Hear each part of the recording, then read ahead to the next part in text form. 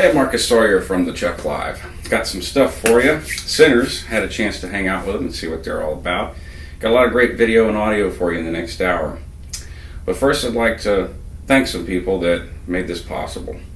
Octane Sound, Dave Murray and Dale Apshire captured some wonderful audio at Luna Live for this performance. Renee Luderbach and Ryan Dickerson made video contributions, and Nikki Abshire made some wonderful photography contributions. Also, Jody Taylor from the Chuck Live and Dave Evans from Luna Live, as well as Brian Hagar, the Yams, Corey Fontenot, and much, much more. But let's go ahead and get to the content here. This is Choir of Drunken Angels performed by Sinners at Luna Live, Chuck Live Unplugged.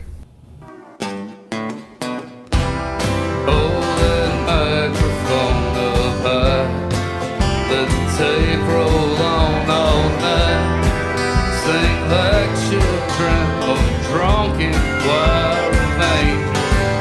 Either way, we'll raise our tiny voices to the sky in hopes that someone might hear before they fade tonight. Kids in cathedrals kept on laughing like heartless little haters, like us when we were young. I stare into the stars, hoping one day I might see the angel you become.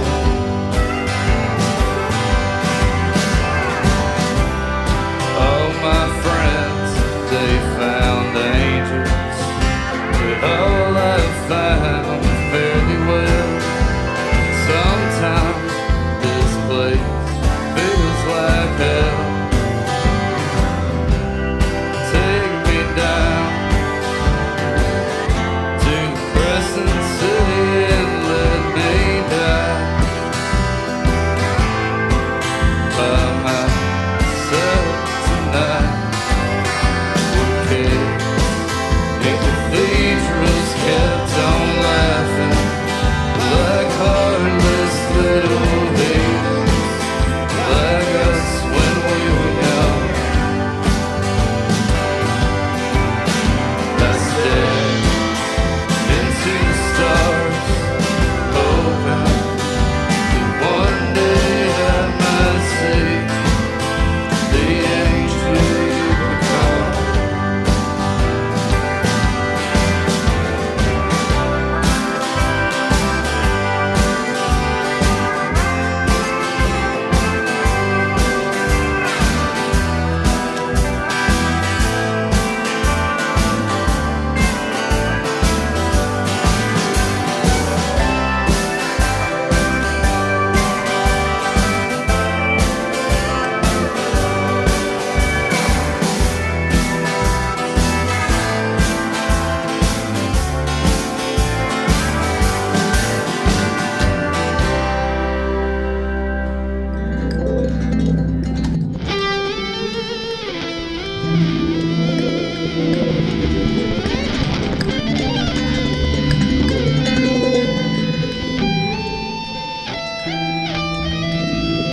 No, I mean, Smashing Pumpkins, the rock music of the day. U2, like when I was younger. U2. No, dude, I loved U2 from the time that I was probably... I'm not gonna lie, I like U2. 8 years old until I was about 15, and they really started to suck weird. Super hard. Zeropa. Yeah. Right. Oh, that was... that's when I completely lost it. No, I mean, we love a good waltz. We always hope that it will incite people to dancing, but I don't know if it's people don't know how to dance, if they're too self-conscious to dance, if they're just too cool to get involved. Right. We encourage dancing. We want people to dance. No, you should dance to them. If you're at a show of ours and we play a two-step, you should dance. I'm talking to you good folks out there. Right. dance. Or Dance. There's or if nothing we play wrong a with it. one-step. Or if play a one step. There's a difference. Yeah. Do you mean by that like a jig? I think there's a difference between a jig and a one-step. Oh, I don't. I'm don't know familiar what with a one-step waltz, a two-step, a jig. A mazurka. There's a mazurka. I'm not familiar with it. There's a with contra mazurka. dance. Wait, are we still in the realm of like Yes. French and American Oh, music? yeah. Oh, yes. We are. Oh yes. My Watch mind some just of them got old, blown. like Dennis McGee videos and stuff. Oh, okay. So we're He'll talking break like it. old We're time talking- French fiddle music. Well, mazurkas didn't really come until later. So we're gonna get to chansons soon. Maybe. Maybe. You just give us time. We'll get to whatever. But Well, you those were guys- brought over later. I want you to check this song out. It is a ballad, and it is called "Let's Just Get Drunk and Go Dancing." And it was written by Scott Whitten. This one was the music or the lyrics? Both, actually. On this one, we did we gave it a little bit more of a honky tonk feel, but this one's all Scott.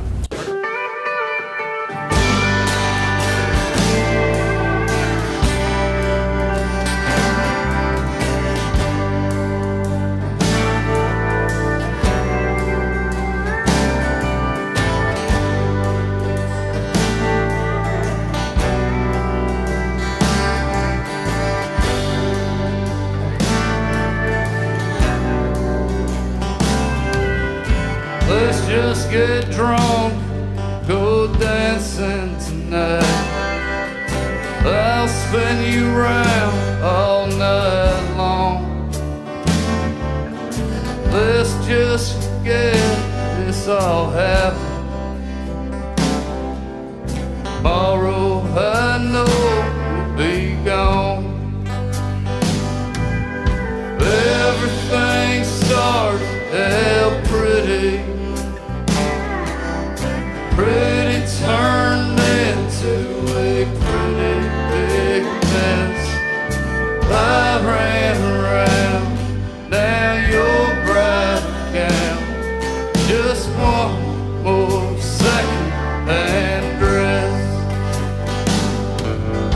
Tambourines, wedding rings ain't strong enough to keep me and you in perfect time.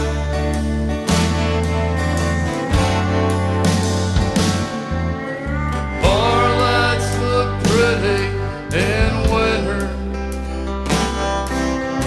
Won't have to talk in this crowd. They're only dancing to the sound of their chatter.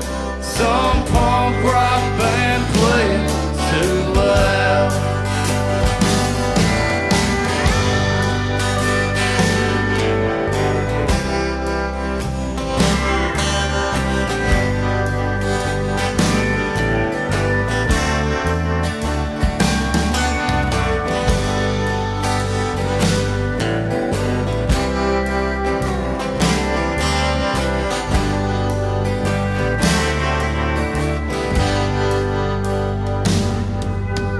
Let's just get drunk, go dancing tonight. I'll spin you round all night long. Let's just forget this whole thing ever happened. Tomorrow I know we'll be gone.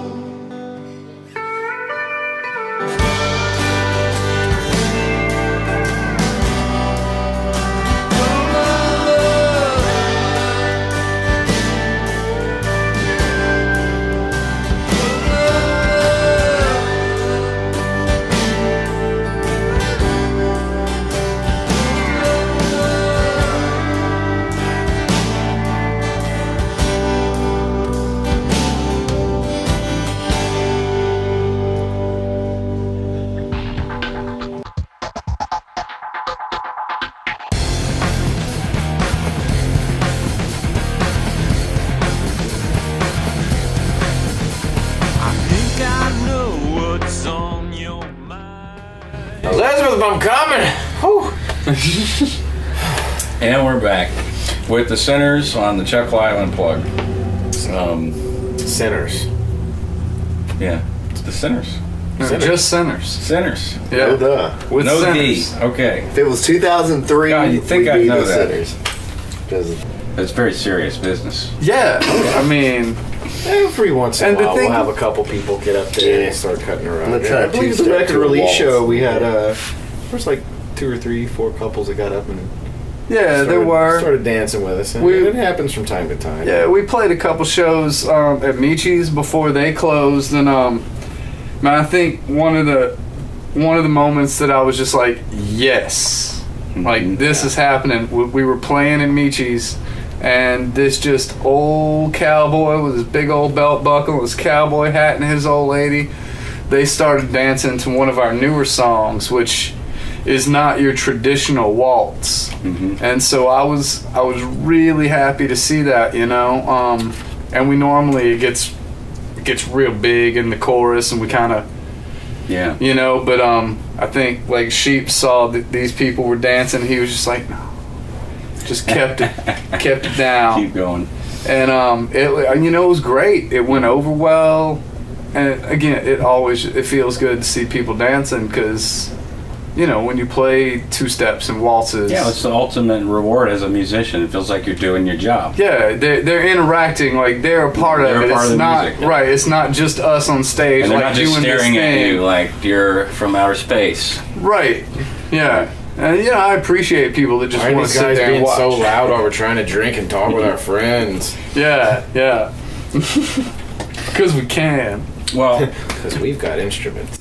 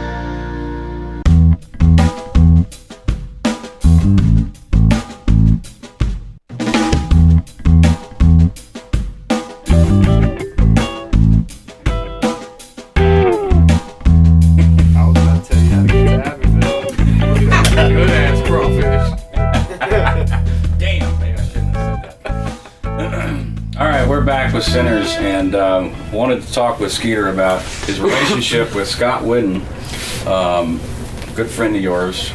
I'm not sure how you guys met, and I wanted to hear a little bit about your relationship and songwriting and how that has worked in the last few years, seeing as he's moved to Kentucky.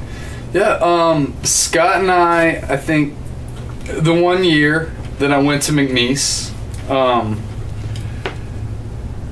with every intention of majoring in English and, becoming a teacher or something. I met yeah, I know that would have worked out real well. I met Scott through various other people in the music scene. I was in a band called Pink Noise, and he was in a band with some guys, Kurt Carpenter, Kelly Oden, and Scott Young. I think they were called Stunt Kid or something. Anyway, I met him through them. I would see him up at school every now and then. We had similar music tastes, and I think one day we kind of, we had talked a couple times, not much. I was talking to him and said, "Hey, I've got 2 tickets to the Afghan Wigs in Baton Rouge," and he said, "I have a car." And that was kind of the start of our long friendship. We went, we had a blast. We'd hang out after that, just jam. A few years later, he moved to Baton Rouge to go get his PhD, and Sheep and I had started a band called Cortez Del Mar. I ran into Scott when I was in Baton Rouge one day. We hadn't seen each other in about a year. I ran into him in a record store while I was there, and we started talking. I told him about what I was doing with Cortez. He was like, "Well, what are you doing?" I said, "Nothing."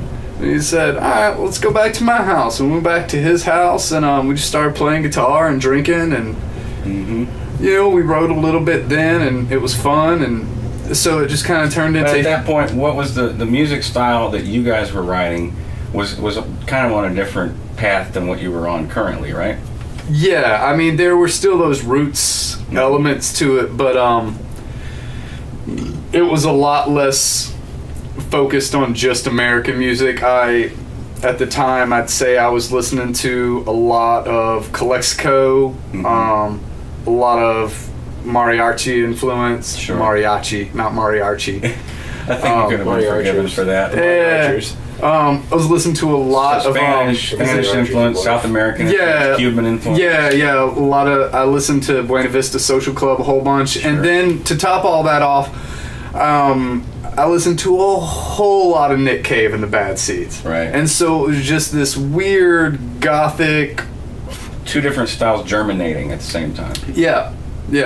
And we were really just trying to go for a really big, wide open sound, and it was a lot lyrically and musically. I think what we were doing then, I was a lot more focused on like imagery, like creating compelling imagery, and instead of so much telling a story, which there were songs that did that because I've always been into it. A lot of it was more just like songs that created this picture, this feeling, right? And not often necessarily guiding you, hand holding you right, all the way through, and oftentimes trying to make you feel maybe a little uncomfortable with it. Yeah. And where Scott comes in on that, to get back on subject, right.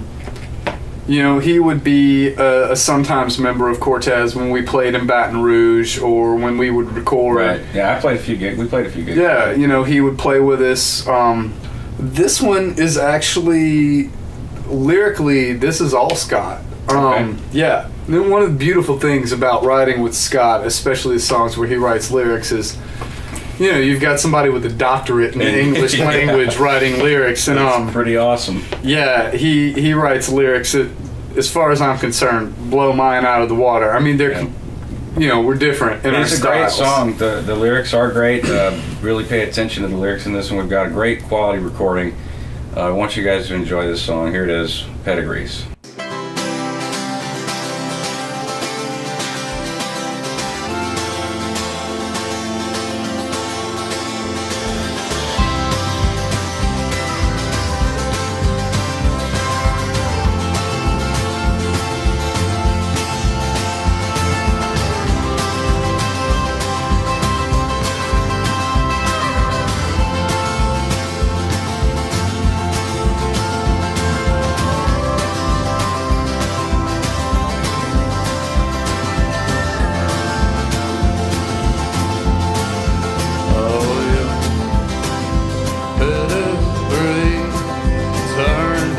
do. Better ways than if I've seen days. Rising to the surface.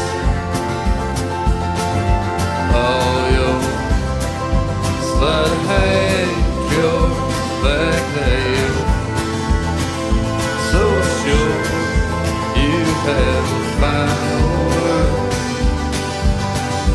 What disappointment. Oh, and it's worse.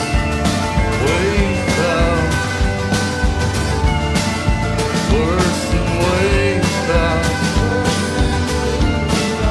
Worse than we all thought it would be.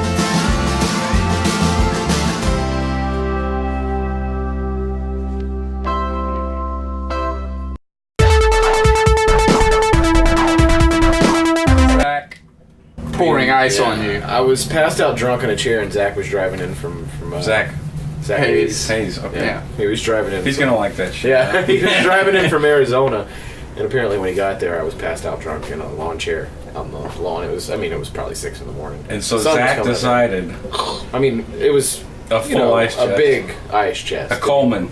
Yeah, He dumped the Coleman on and you. It had that layer of the good slushy ice on top. Oh, great. And when it hit me, I straightened right out. I stood up and I was for about 30 seconds and stripped down butt naked, walked across the yard to my tent, and I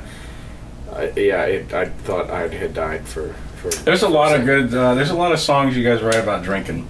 What about your craziest drinking story? That was a pretty good one. But it relates to No, that's Lord. definitely not a crazy drinking story. well, no, I mean, but it Crazy relates to the high drinking score. story. Anytime we play on a Saturday night, pretty much, Sheep and I will end up at Annie's. Yeah. Chances are. I mean, it's gotten crazy before. I ended up passed out in Spanish Town once. Where's Yeah. Spanish Town? In Baton Rouge. Baton Rouge. When was that? I don't think you were there. I wasn't there. Okay. We don't do like we used to do. Yeah, I mean, my crazy drinking story is probably years behind me. Oh, yeah. I know once when Cortez played with Dead Boy and the Elephant Man at, I believe it was Rick and Jack's still. My wife, who was, I think we were just dating at the time, we weren't even engaged. Mm-hmm. According to her, Was I in the band at that point? yes, Okay, I believe I remember so. that Dead Boy show. According to And her, you were there too. You played Yeah. that show. yeah. According But to I don't her, remember you getting that drunk. According to her. oh no, According to her. According to her. According to her, I received all the bruises and scrapes that I woke up with the next morning. The parking lot across in Cata Corner from there with all the brick columns. Yeah. Yeah, I climbed up there with jumping from like column to column until I fell off, and then apparently they finally got me back to the Cleveland Street house. Right, the band house, the infamous Yeah. Street. Where I was in the bathroom losing my entire insides. Oh, you know what? Where I fell backwards into the tub and bashed my head into it. So, needless to say, I was in bad shape the next morning. She got kind of pissed because some girl that you were kind of seeing at the time was trying to take care of me. And Liz was just like, you need to go. I've got this. Right. No, we do write a lot of songs about drinking, though. I mean, I think just because we've all had our years of drinking, we still enjoy it. Maybe not to the excess that we used to, but I think that's mostly because it would kill us if we drank the way that we used to. Yeah.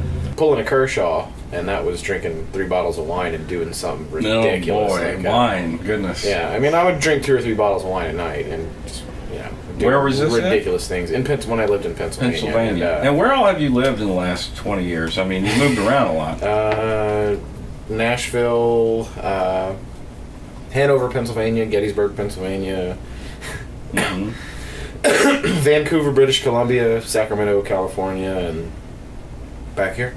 I Back here. forgot. Charles, I yeah. forgot that you lived in Nashville, which I think, I did. Nashville was very short. No, which I think makes you the ultimate Nashville hipster because you lived in Nashville before it was cool to live in Nashville.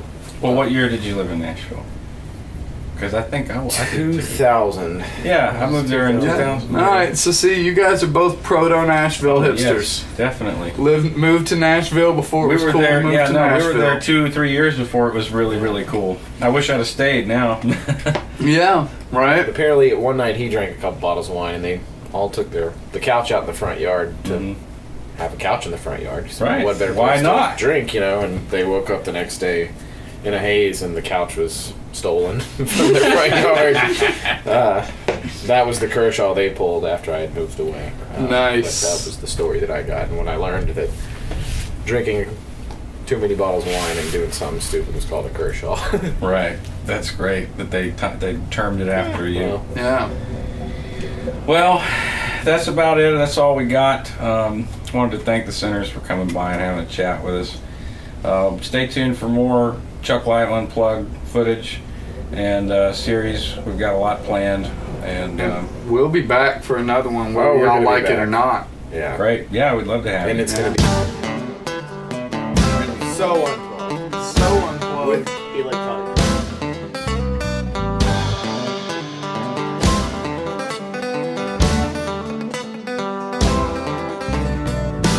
I can make a pot of tea